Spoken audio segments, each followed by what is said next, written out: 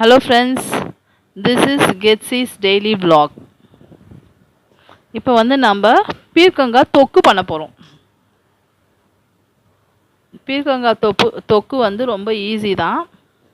அது எப்படின்னு பார்த்தீங்கன்னா, ஃபஸ்ட்டு ஆனியன் டொமேட்டோ கடுகு ஃபஸ்ட்டு போடணும் ஆயிலில். அதுக்கப்புறம் ஆனியன் டொமேட்டோ போட்டு நல்லா ஃப்ரை பண்ணணும். ரொம்ப ஈஸி மெத்தட் இது.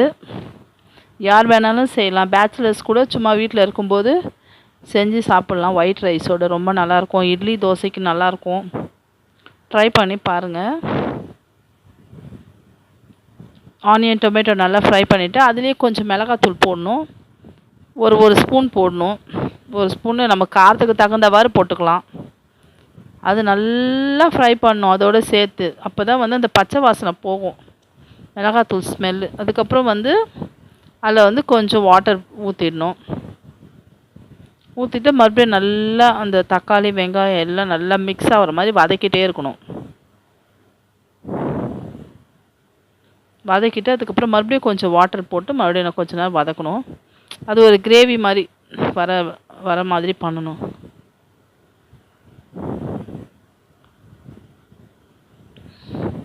பண்ணிவிட்டு அதில் தேவையான அளவுக்கு சால்ட் போட்டுக்கோங்க.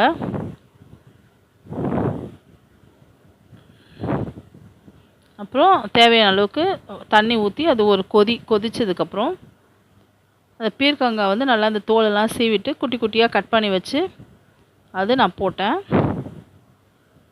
போட்டுட்டு அதை கொஞ்ச நேரம் வதக்கணும்.